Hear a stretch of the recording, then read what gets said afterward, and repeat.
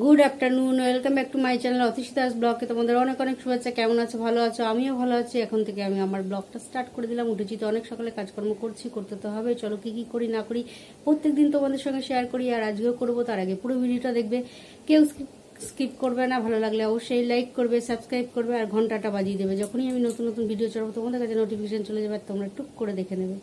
চলো দেখতে থাকো, সাথে থাকো। গাইস দেখো, এখানে পটল, আলু, টমেটো, পেঁয়াজ, কাঁচা লঙ্কা সমস্তটা ভালো করে কেটে ধুয়ে রেখেছি। আর এখানে চিংড়ি মাছটা ভালো করে ছাড়িয়ে নুন হলুদ মাখিয়ে রেখেছি। আর এখানে মশলাটা বেটে নিয়েছি, আদা, পেঁয়াজ, কাঁচা লঙ্কা, জিরে একসাথে বেটে রেখেছি। আর এদিকে ডালটা সেদ্ধ করে নিয়েছি। আজকে হবে আলু, পটল, চিংড়ি মাছ দিয়ে আর মুসুরির ডাল। চলো করে নিই।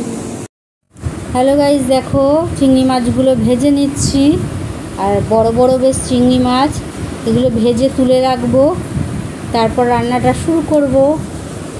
তাড়াতাড়ি চলো, চিংড়ি মাছগুলো ভাজা মোটামুটি হয়ে গেছে, দেখতেই পাচ্ছ। তুলে দেখো, মশলাটা এবার কষিয়ে নিচ্ছি। এর মধ্যে মশলাটা দিয়ে দিলাম, আলু, টমেটো, পেঁয়াজ আর বাটা মশলাটা দিয়ে ভালো মতন কষিয়ে নিতে হবে। যতক্ষণ না তেল ছাড়ে ততক্ষণ আমাকে এটা কষাতে হবে, না হলে একটা কাঁচা গন্ধ বেরোবে। আর এদিকে পটল আর চিংড়ি মাছটা ভেজে তুলে রেখেছি। আর এদিকে মুসুরির ডালটাও দেখো, আমার চিংড়ি মাছ দিয়ে আলু পটলের ডালনা একদম রেডি।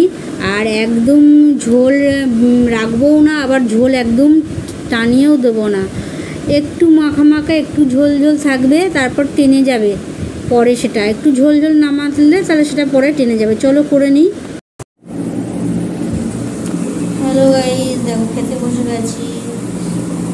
আর এখানে আছে পটল, চিংড়ি, মুসুরির ডাল, আর সাথে আছে উচ্ছে সেদ্ধ, আর সকালের আলুর তরকারি। এটাই হলো আজকে আমাদের দুপুরের লাঞ্চ। চলো সেরে নিই।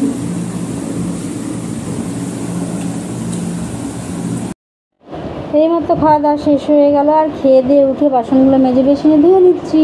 তারপর তো কী কী কাজ থাকে সেটা তোমরা জানোই। আর একজন তো খেয়ে তাড়াতাড়ি একদম দাঁড়ানোর কোনো ট্রেন নেই, একদম চলে গেছে মাঠে। আর এখন তো আমার জানোই কোনো দাঁড়া নেই, আমি ধীরে স্থিরে একদম হেলে দুলে কাজ করব। চলো করে নিই।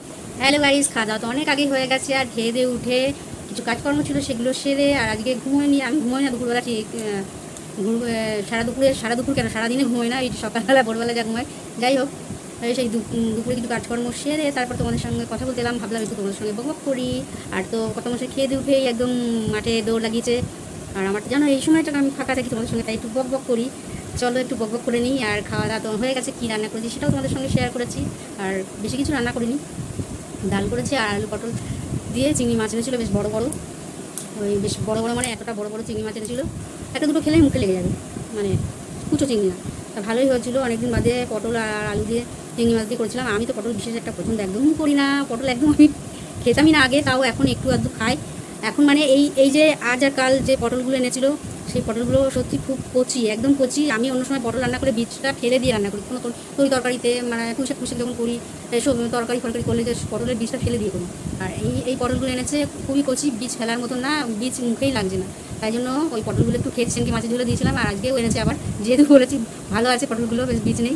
আর অমনি আরও নিয়ে চলে এসেছে আজকে। সেনকে গুনে 8টা পটল এনেছিল, আর আজকে আবার 1 গাদা পটল নিয়ে এসেছে। যেই বলেছে আর পছন্দ করে পটল।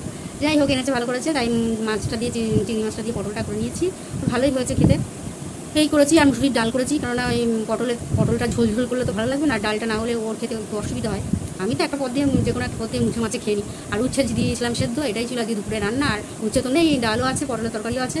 আর সকালবেলা লুচির যে তরকারি ছিল সেটাও ছিল সকালে ছিল, শেষ হয়ে এই দুপুরেই ছিল, শেষ হয়ে গেছে। আর নেই, রাত্রে খালি ডাল আর আলু পটলের তরকারি আছে। আর আজকে ঠাকুরকে মিষ্টি দিয়েছিল, সেই মিষ্টি এখন খাইনি, রয়েছে। আর মিষ্টি খেতে এখন আর ভালো লাগে না, ভয় লাগে কখন সুগার হয়ে যাবে। সুগার নেই জানি না, হতে তার কতক্ষণ বাচ্চাদের সুগার হয়ে যাচ্ছে, আর কত বয়স্কদেরও হচ্ছে। যাই হোক, সবারই এখন ঘরে ঘরে সুগার এসব, তাই কখন হয়ে যাবে, তাই ভয়ও লাগছে খেতে মিষ্টি। কিন্তু মিষ্টি যাই ভালোবাসি, যেমন মিষ্টি ভালোবাসি, তেমন ঝাল ভালোবাসি, তেমন টকও ভালোবাসি। আমি তিনটেই একদম সমান ভালোবাসি, কোনোটার থেকে কোনোটাকে বেশি ভালোবাসি না। আর এখানকার মিষ্টি একদম পছন্দ করি না, কলকাতার এই মিষ্টি আমার একদম ভালো লাগে না। আমাদের ওখানের সমস্ত মিষ্টি আমি খেতে ভালোবাসি।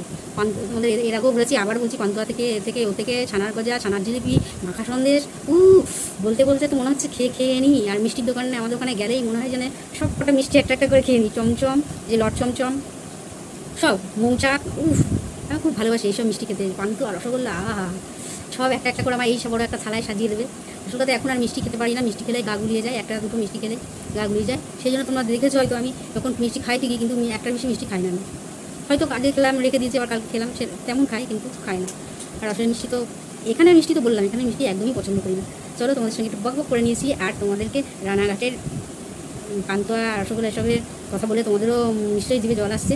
অবশ্যই তেমন করে যদি আমার সঙ্গে তোমাদের তেমন আরও ভালো মানে যোগাযোগ হয়ে যায়, ভালো আরও মানে কাছে হয়ে যায়, আরও কাছে, মানে এখন তোমরা কাছেই আছো, আরও কাছে হয়ে যায়, তেমন সুযোগ হলে নিশ্চয়ই তোমাদেরকেও খাওয়ানোর চেষ্টা করবো একদিন। অবশ্যই তোমরা একটু সাপোর্ট করো, যাতে আমি একটু তোমাদেরকে সেই জায়গাটা যেতে পারি, তোমাদেরকে একটু মিষ্টি খাওয়াতে পারি। চলো, পুরো ভিডিওটা দেখো, ভালো লাগলে অবশ্যই কমেন্ট করো, ভালো না লাগলেও কমেন্ট করো। আর ভালো না লাগলে কী করলে ভালো লাগবে, এমন কিছু করো না যেটা করতে হয়তো পারবো না। যাই হোক, চলো এখন রাখি, আবার পরে তোমাদের সঙ্গে কথা বলছি, কেননা এখনও তো আমার টিফিন আসেনি, এখনও তোমার সঙ্গে মাঠ থেকেই ফেলিনি। কটা বাজে? হ্যাঁ, বাজতে চললো, তাও 7:30 8টা বাজতে চললো, এখনও আসেনি, কখন আসবে যাই না। চলো, আবার পরে তোমাদের সঙ্গে কথা বলি। হ্যালো গাইস, দেখো টিফিন নিয়ে বসে পড়েছি, সেউ ভাজা, বাদাম ভাজা আর মুড়ি। এটাই ভালো খাবার না? এটাই ভালো খাবার। চলো খেয়ে নিই, নাহলে মুড়িগুলো বেশ মচমচে হচ্ছে, নরম হয়ে যাবে। যখন আনে তখন মুড়ি মচমচেই থাকে, তারপরে একদিন দুদিন থাকলেই নরম হয়ে যায়। এই যে হাওয়া লেগেছে, নরম হয়ে যাবে। চলো খেয়ে নিই, পরে আবার তোমাদের সঙ্গে কথা বলছি। হ্যালো গাইস, দেখো খেতে বসে গেছি। এখানে আছে গরম গরম ভাত আর চিংড়ি মাছ দিয়ে আলু পটলের তরকারি, আর আছে মুসুরির ডাল। ও চলে গেছে ঘরে, ফ্যানের থেকে ময়লা মুছছে, সেই জন্য ঘরে চলে গেছে। চলো খেয়ে নিই। দেখো খাওয়া দাওয়া হয়ে গেল, আর খেয়ে দিয়ে উঠে বাসনগুলো মেজে বেসিনে ধুয়ে নিচ্ছি। আর একজন দাঁত ব্রাশ করতে শুরু করে দিয়েছে, আর আমিও তাড়াতাড়ি করে দেবো, কেননা আজকে খুব তাড়াতাড়ি খাওয়া দাওয়া হয়েছে। আর বাইরে বৃষ্টি শুরু হয়ে গেছে, ওয়েদারটা দারুণ, কিন্তু ঘরের হ্যালো গাইস, এইমাত্র খাওয়া দাওয়া শেষ হলো, আর খেয়ে দিয়ে উঠে বাসনগুলো মেজে বেসিনে ধুয়ে নিলাম। বেসিন টেসিন পরিষ্কার করে একটু জায়গা মুছে, গ্যাস ওভেন মুছে, তারপর তোমাদের সঙ্গে কথা বলতে এলাম। আর আজকে আমার দাঁত ব্রাশ করা হয়ে গেছে, কেননা তাড়াতাড়ি করে নিয়েছি, খাওয়াটাও আজকে তাড়াতাড়ি হয়ে গেছে, 11:30টার আগে খেয়ে নিয়েছি।